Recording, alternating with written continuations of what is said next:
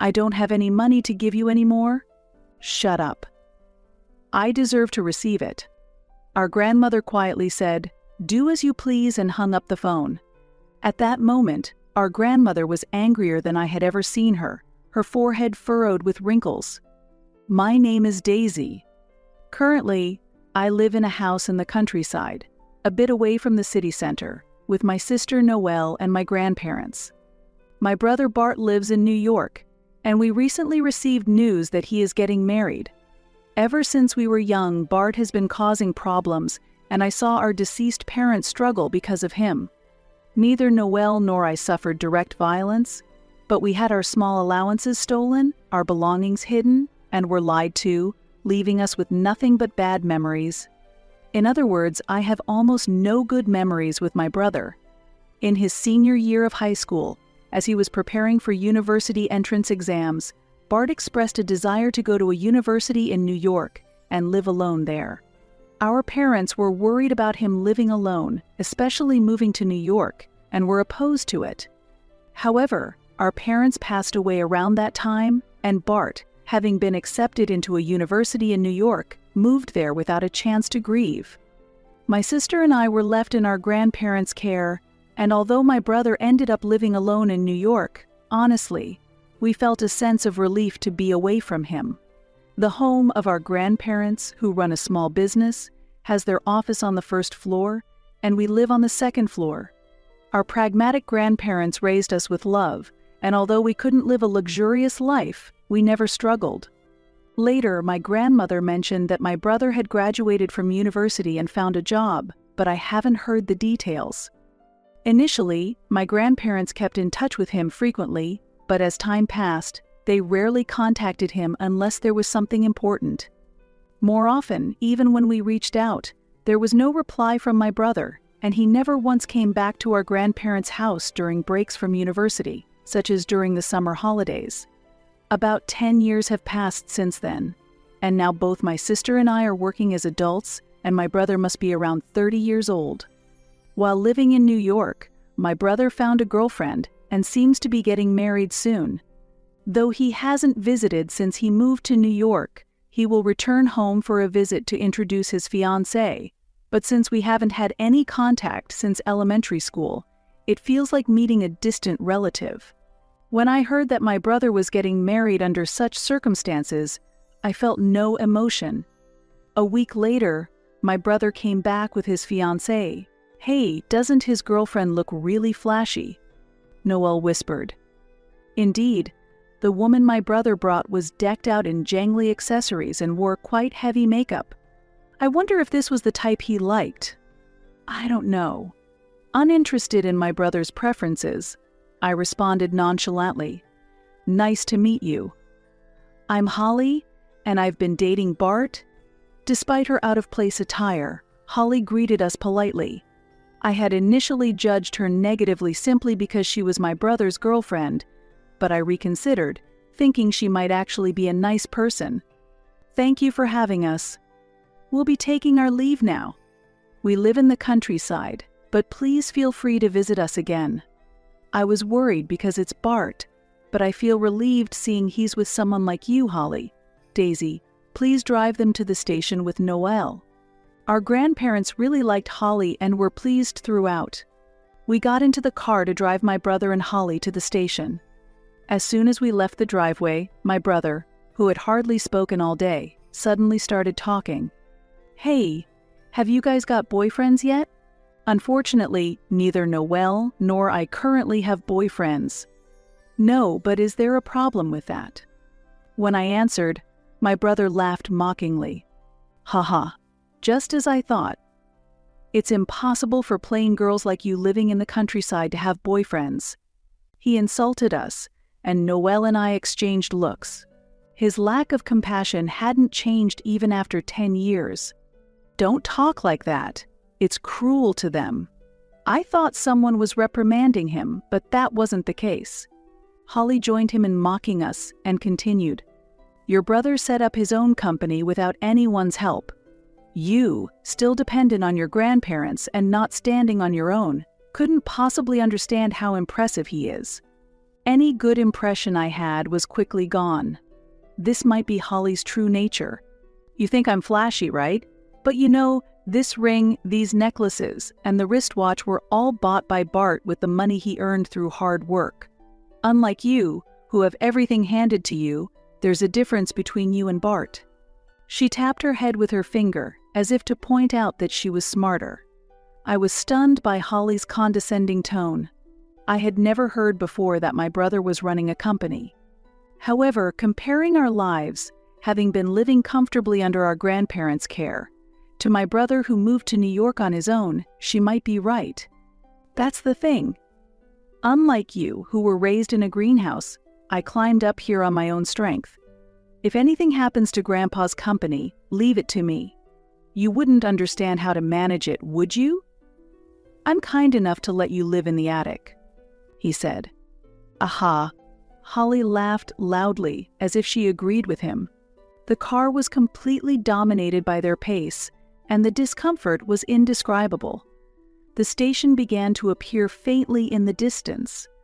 The brief 10-minute ride felt incredibly long. Just make sure you take care of the old folks until they drop dead, he said as we parked the car. I clenched my teeth in anger. I think Noelle felt the same, but she didn't retort. It was hard to understand why he would demean our grandparents so much, and I knew trying to understand his reasoning would be futile. I'm worried about Grandma and Grandpa, but since he has done no harm to them, let's just wait and see a bit longer. On the ride back, we decided to keep silent. I really wanted to tell our grandparents everything right away and keep my brother and his girlfriend away from them. However, recalling the happy faces of our grandparents earlier made it hard to speak up immediately. After that, for a while there was no contact from him as before. Of course, I wouldn't contact him under any circumstances. I disliked even hearing his and his girlfriend's voices, let alone seeing their faces. Then, unexpectedly, an incident occurred. Hello, Daisy. I received a call from Grandma during work, her voice sounding anxious from the other end. Grandpa fell down and has to be hospitalized. Hospitalized? What happened? Grandpa had apparently fallen while riding his bicycle and hit his head. There was no life-threatening injury, but he needed to be hospitalized for examinations just to be safe. I'll finish up work quickly and come to the hospital as soon as I can. Then, Grandma's unexpected reply came. That's all right. Bart said he's off today and he'll visit to check on him. Bart is. It was out of character for my brother to voluntarily offer to visit. There must be an ulterior motive. Yes, I just talked to Bart on the phone about Grandpa, and he said he would come. He should be arriving soon. While I doubted that he would directly harm our grandparents, I couldn't shake off a sense of unease. I wanted to go back right away, but piles of unfinished work made it difficult to leave immediately. After talking with Grandma, I reached out to Noelle, but she was also in a situation where she couldn't immediately head to the hospital. After finishing work, by the time I arrived at the hospital, it was already getting dark, and Bart had completed his visit and returned to New York. I'm sorry I'm late, Grandpa. How are you feeling?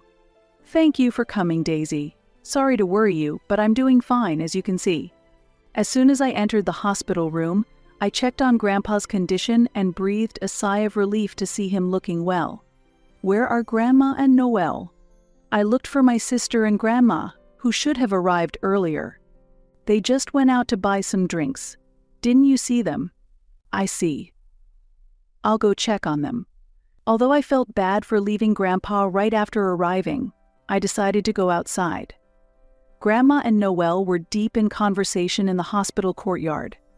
When they noticed me, I waved at them, but they just waved back with somber expressions. I became worried that something was wrong. What's wrong with you two? You both look so gloomy. Grandpa seemed fine, though. It's good that Grandpa is fine, but actually we were just discussing something concerning Bart, Noelle replied. Grandma briefly explained what happened during my brother's visit. At first he seemed concerned for Grandpa and made small talk, but eventually he began asking detailed questions about insurance, the future of the company, and even inheritance. Grandpa is happy that Bart has grown up, but something about it bothers me. He kept asking if this hospitalization wasn't life-threatening. Hearing Grandma's words was shocking. I started to imagine unpleasant things and felt an urgent need to inform my grandparents about our concerns. I consulted with Noelle and decided to tell Grandma about the conversation we had with Bart and Holly while driving them to the station. Actually, Grandma, after finishing the story, I was convinced that Grandma had come to the same conclusion, and I informed Noelle of this. Could it really be for the money?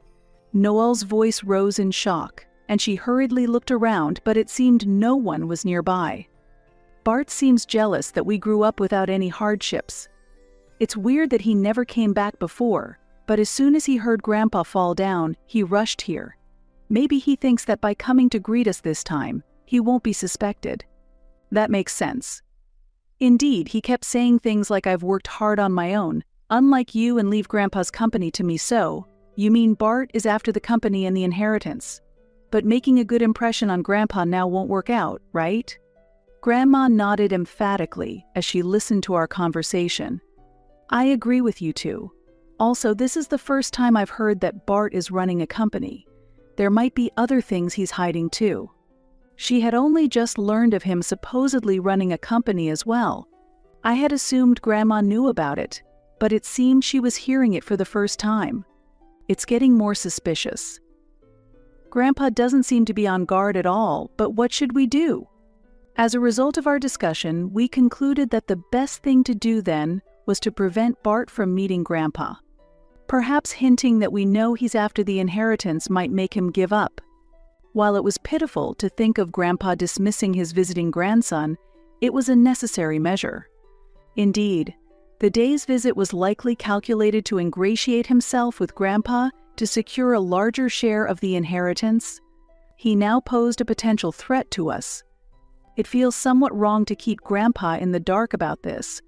At Noelle's words, both Grandma and I nodded solemnly. That night, following our discussion, Bart called Grandma. The three of us exchanged glances and switched the phone to speaker. I want to visit again tomorrow with Holly, he said. You don't need to visit again. I don't know what you're thinking, but even if something happens to Grandpa, there's no more money left for you.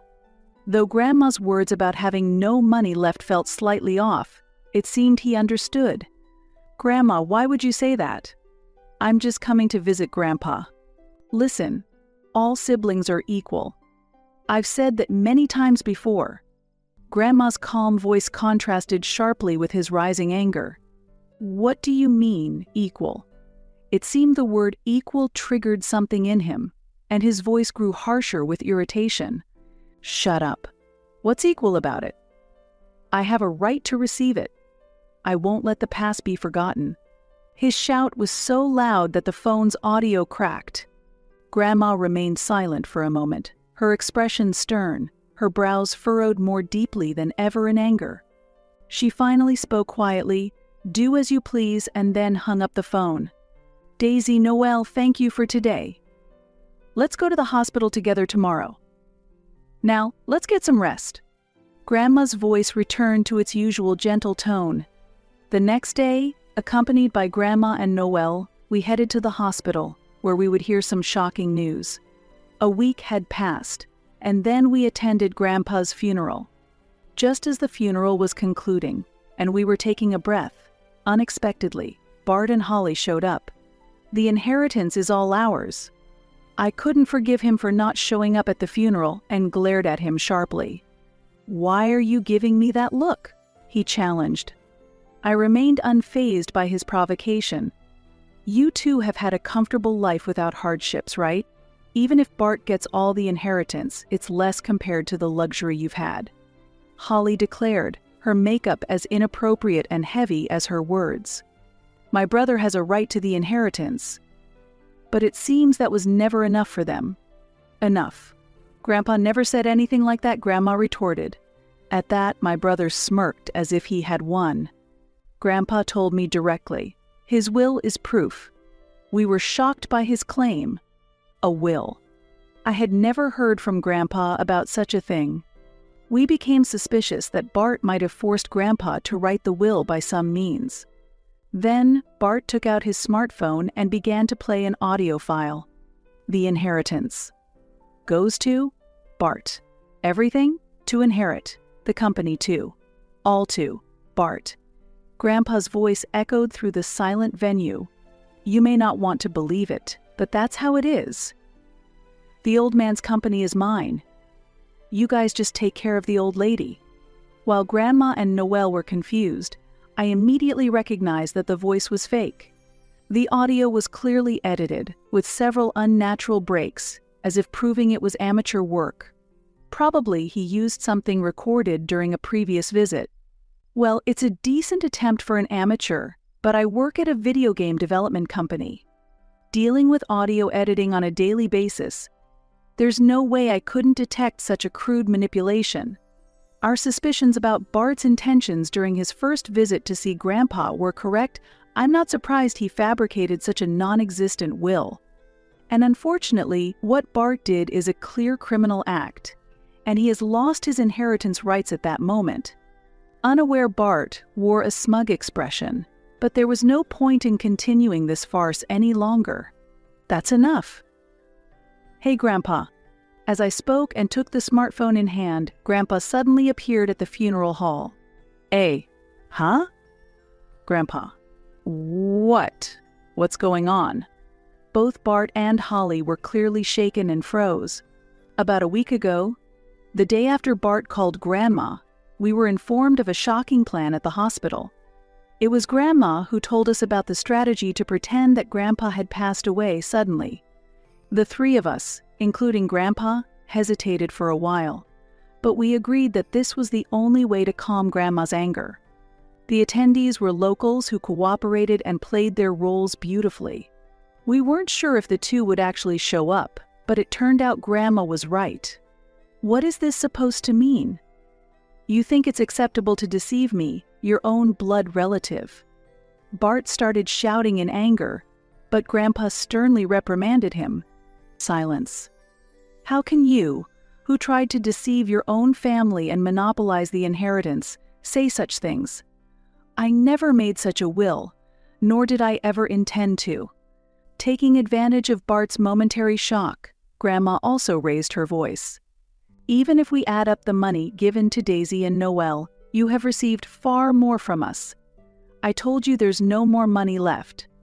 At that moment, an unexpected voice chimed in. What? What do you mean? It was Holly. You told me, unlike my sisters, I've lived without any financial help. Really? Did you say that, Bart? We've been sending him money since his student days. I won't let him forget how often he demanded more money. Grandpa interjected. I was unaware that Bart had been demanding money from our grandparents, but it seemed there were also significant lies and secrets he kept from Holly. Shut up. It's because you always demanded expensive things.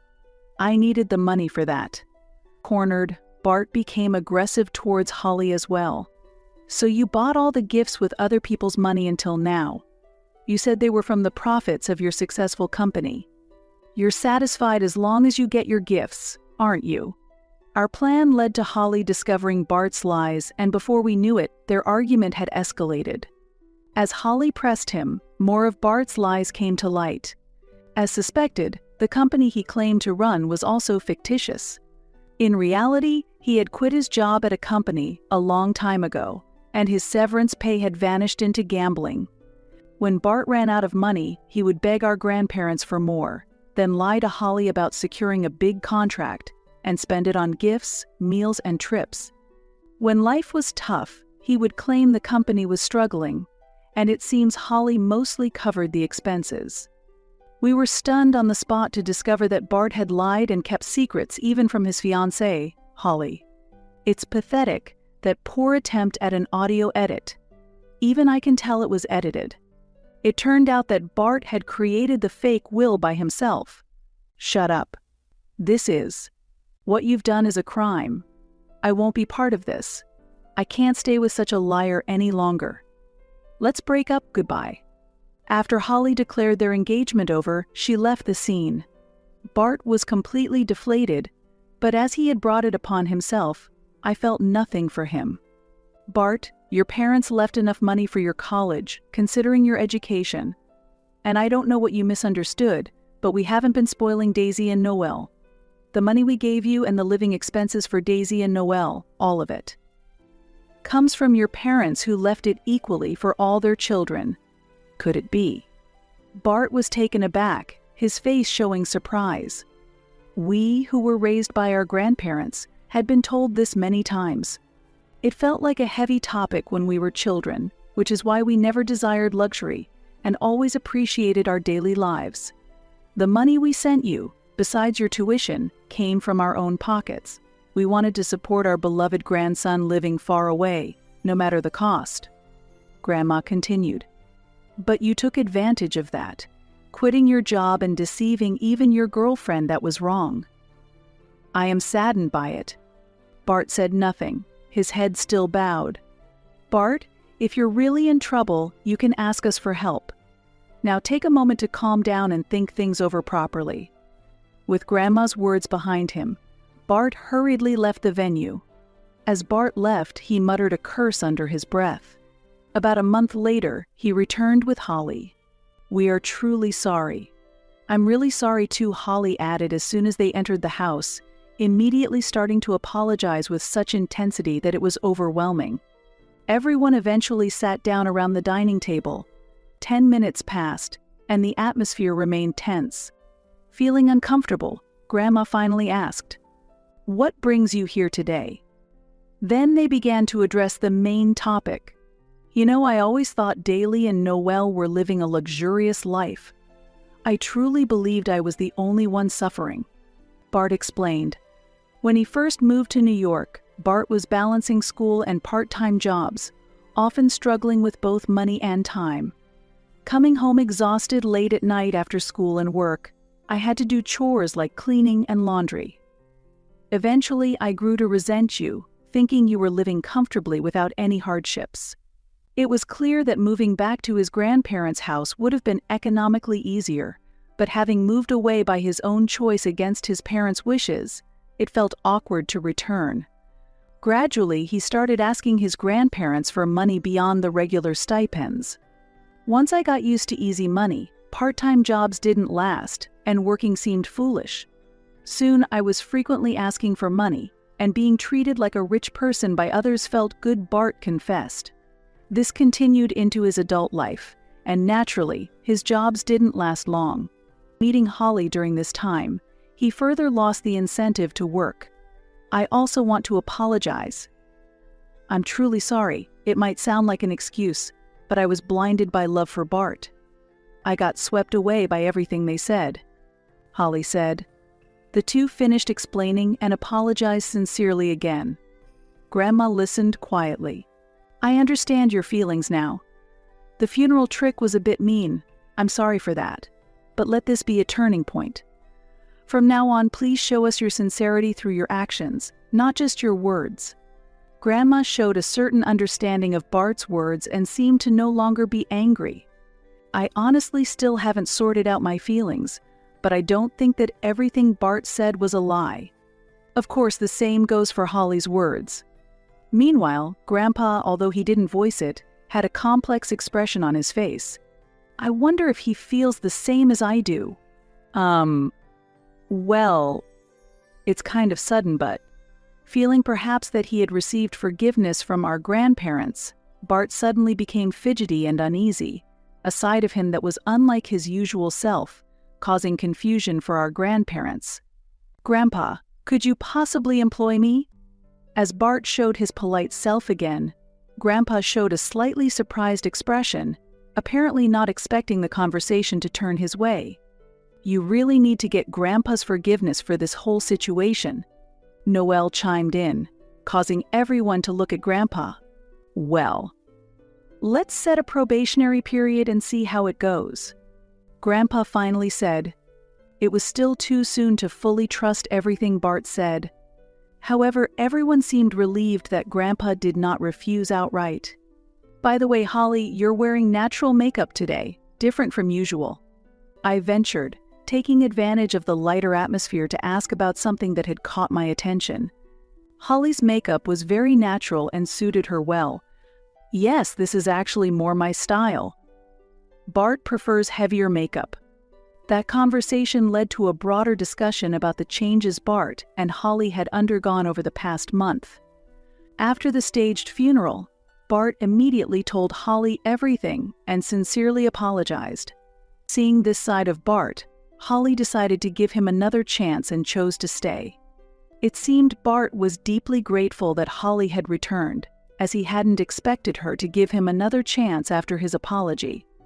By the way, what would you have done if we hadn't shown up at the funeral home? Bart asked.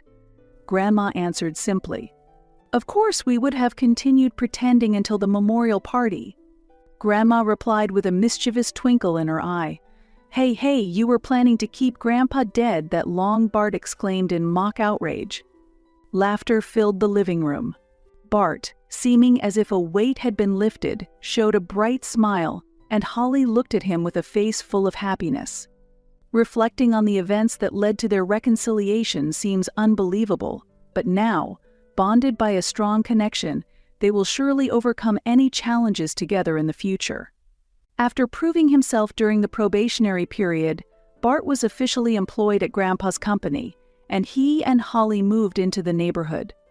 Grandpa, influenced by these events, began to take both the company and the future of the family more seriously, deciding to groom Bart as his successor. Since then, whenever our days off align, everyone gathers for meals or goes out shopping together. The previous conflicts have disappeared, and a harmonious atmosphere prevails. Seeing these happy moments, I sincerely hope that this peace will continue forever.